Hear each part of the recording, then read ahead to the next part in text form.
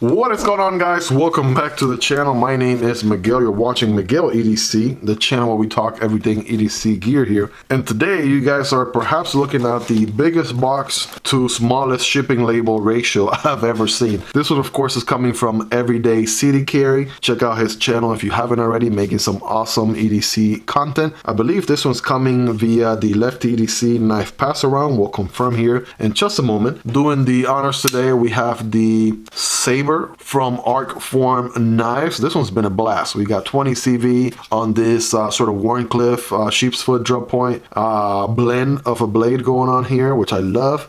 This one has the liner lock and the pill shaped hole there for beautiful Spidey flick and thumb deployment. Love the sort of ultim.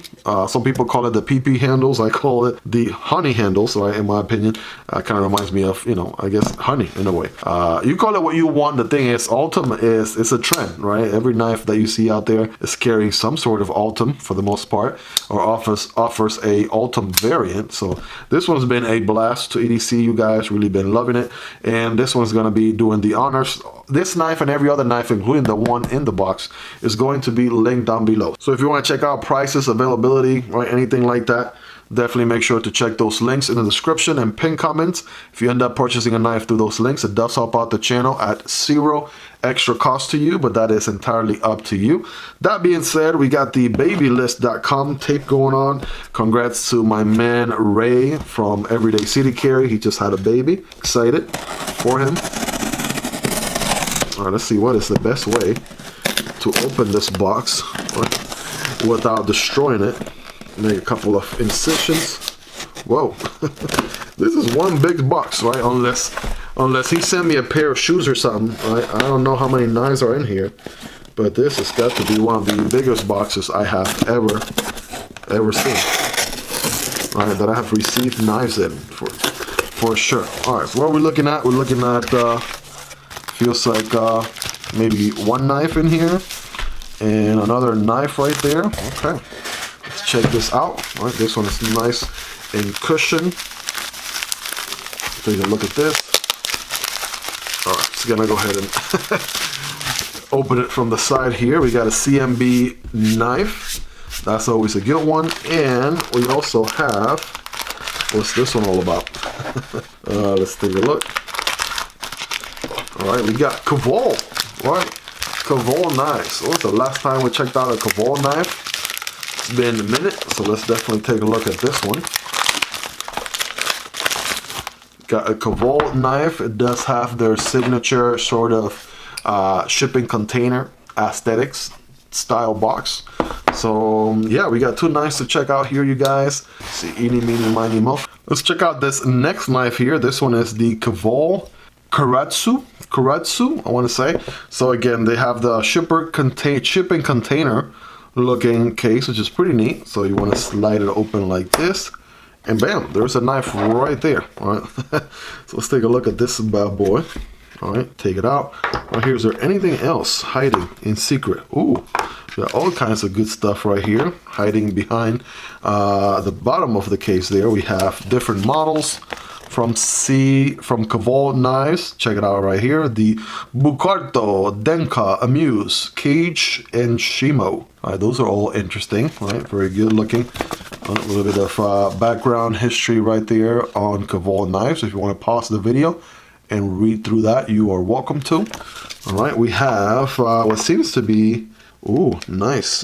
This looks like, interesting pivot, looks like. Oh, here we go. All right, you could change. Okay, you have a spare pivot, which is nice, right? You can do a spare pivot, additional hardware, which is always welcome. And this is the little pouch that it came in, and I'm sure this is the wiping cloth or something, which is sealed in there. All right, so that is good. Got some additional hardware in the box, right?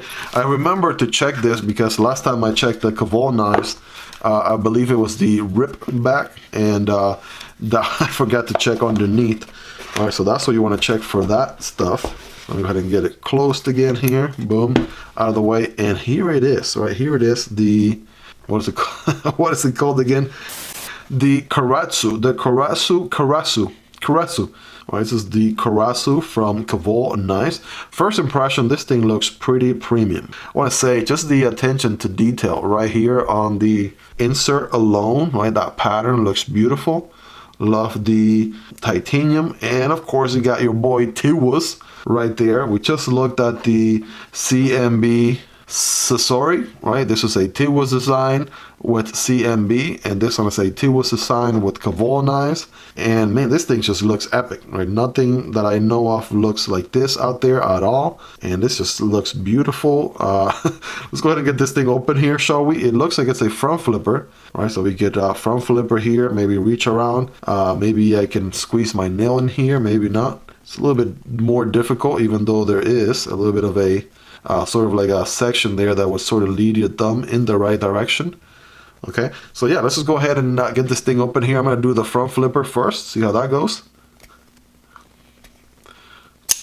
Oh, there we go.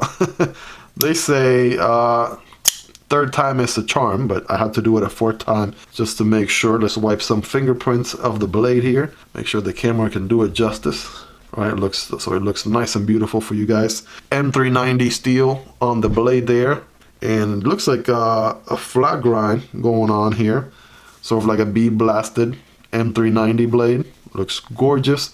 It is a sort of like a hawksbill sort of geometry on this one. Flat grind, hawksbill. Ooh, nice little recurve, section right here, which is going to be really good, right, for trapping material, right, for kind of digging into the cut, if you would, which is nice, right? The plunge grind is way back here, so that is nice. If you see where my fingernail is, that's kind of where the plunge grind is. And get some sharpness out of this guy without getting a smile. As small as the knife is, believe it or not, it is a frame lock. So you can, good access to that frame, by the way. Can you reverse flick it? I'm so tempted to flick it, but there's no Spidey flick on this one. Can I thumb deploy it? Probably not, because see, right now, what I'm doing is I'm putting unnecessary pressure on the lock bar, which is a big no-no with frame lock knives. So it looks like that front deployment is your only option, and I'm gonna, as you can see here, I'm gonna need to calibrate this one because yeah, either I lose my skin or I figure it out. But anytime I do a front flipper, there is kind of like a break-in period where I sort of calibrate where it is that it should go or how it should be done. I don't know, for front flippers, for me it works better right here. And it looks like if I build enough pressure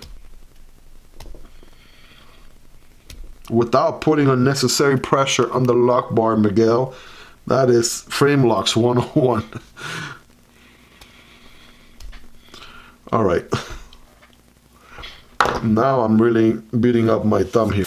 Let's try something different. Let's try reach around, right? Let's try that. Here we go. I'm not putting any additional pressure on the lock bar. And with the reach around, yes, you can. There we go. That might be probably the better option for me, I think, is to do the reach around.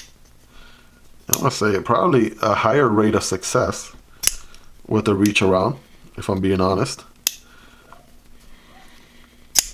All right, check that out. You do have sort of like a fuller section. I like how there's a section that sort of looks like a fuller before you get to the triangular piece. That is the blade hole right there, which is good. And there is a blade hole. That's why I'm so tempted to want to deploy it with my thumb or want to Spidey flick it, because it has a blade hole, right? Otherwise, you could open it like this too, do the little drop. But again, that's a little bit tricky too. Good access to the lock bar, right? No insert. Oh yes, there is an insert, so this is interesting. There is a steel insert, except the screw is from the inside, so that's nice. That's one way to do it, so it looks nice and flush. One less screw to look at right there. And of course, steel on steel contact is going to be better for longevity as compared to a steel on titanium contact instead. That lock bar is nice and easy to push out of the way, right? Not too stiff, not too light. Boom. Okay. I noticed the stress relief is on the outside on this one as compared to the inside. There's your sort of Tiwus pocket clip, right, which looks very similar in a way to the other T-Wiz design right here, except this one sort of curves along with the design. Sort of like a clamshell construction going on here. It's not an integral, but it looks like one because both scales sort of meet in the middle. No need for a backspacer here, especially the way this one is built, the way this one's constructed. Take a look at that. And let's check the ergonomics. So once the knife is open, right, I want to say, right, my initial idea of gripping the knife, if I want to get all 4 fingers, will be right there. Right here, right? Now, if you know anything about T-Wiz knives, he specializes on personal self-defense knives. So I can see this one being a self-defense knife here. It's a shorter blade length. This is maybe under 2 inches overall cutting edge, if you would. And this one sort of trails back. So if it's anything like the rib back, right, sort of reminds me of that Pikal grip. There we go. Yeah, the Pikal grip, I think, is like this, right? You grip it this way, right? And then, there we go. You can sort of thrust and pull, right? That will do some damage right there. But again, that's for personal self-defense, which I am no expert at all. And this channel doesn't specialize in self-defense in any way, shape, or form. That's just an educated guess right there, if anything. So just based on my experience with a prior Cavol knife, the rib back. So if you haven't seen the video on the rib back from Cavol knives, definitely check it out, right? That one also goes with the Pikal grip, which is like this, right? You can get some work done right there, depending what it is you're doing. I can see it as a perfect EDC knife. If I was opening a box right here, right, say your, you know, post office box or what have you, right? You can do a little pinch grip right there, right here, and boom, cut, bam, right? That little pointy, that pokey tip right there is going to put in work, right? And you can just, you know, draw cuts all day, every day, right? Utility cuts. That's going to come really handy. But yeah, very nice knife here, to say the least. Interesting design. Definitely has the premium materials, the M390, the titanium, right? I want to say I'm really intrigued with these inserts, right? Are these titanium? I'm willing to bet these are titanium as well. So these are typically T-Wiz Cavol knives are sometimes a little bit on the pricey side, but that is because they pay attention to detail. Take a look at that pivot there for a second. That is one beautiful pivot going on right there. Right, take a look at that. That looks gorgeous. And these inserts feel like titanium, and then they have that pattern. Beautiful pattern going on right there. That just looks wonderful. It's also present on the other side as well. Captive pivot, by the way. So yeah, pretty interesting little guy right here. Let's do some quick size comparisons here. It is going to be a smaller EDC. Here it is next to the Corgi Pup, right? This one is a small form EDC right there, very comparable. Here's the Vosteed Chipmunk, also a very small EDC knife right there. So certainly in the small knife category, indeed. Let's do the typical ones here in the channel. There's the PN2 and Para 3, right? Both look huge. Next to the Karasu here. It sounds like I'm putting a T in front of the S, but I'm trying not to. Is the Cavol Karasu. There's the Demko AD 20.5 and the Shark Cub, smaller brother, right? Both of them are going to look bigger. Then the Karasu. There's the Civivi Vision FG. The Sentinel strike, all right? That sort of gives you an idea what it looks like compared to a full-size knife or, you know, large knife. And last but not least, the Vosteed Raccoon and the CJRB Pyrite. All right, take a look at both of those. Pretty popular. Those last 4 knives are pretty common, pretty popular, highly recommendable. So definitely check them out. Especially if you're starting your EDC journey, can't go wrong with either one of those. I got unboxings and review videos on all these knives here in the channel. All right, that being said, let's do a quick scientific paper cutting test. Of course, you guys know how we do here. It'll be just cutting some quick paper. And we'll cut some cardboard as well. So yeah, some beautiful swirls going on there. Definitely, once it traps the material, right? Or something about the hawksbill sort of geometry. So once you puncture, it dries itself into the material even more and more. I learned that from my boy Jared from Nice Knives, so definitely check out his channel. But yes, that is the beauty of the hawksbill, right? Sort of that recurve geometry. And so yeah, long story short, it will cut. It's definitely gonna cut paper, no doubt. Let's try it with some cardboard here. I got some everyday cardboard, single wall wipes box. Let's see how it does. Remember, when cutting cardboard, don't cut perpendicular like this, but rather at an angle. It's gonna look something like this. Here we go. Oh yes, that is definitely going to do some damage. Like, given the size and how small it is, it's definitely not going to be a cardboard knife to, you know, cut cardboard for 30 to 40 minutes or what have you. But, you know, that just goes to tell you that once this thing goes into whatever material is going to, it's going to do some damage, right? There's certainly zero doubts about that whatsoever. And you guys let me know in the comments, how sharp is this guy?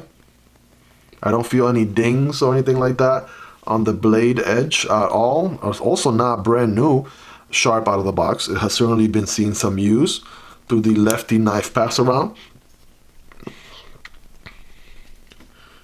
So you guys be the judge right there.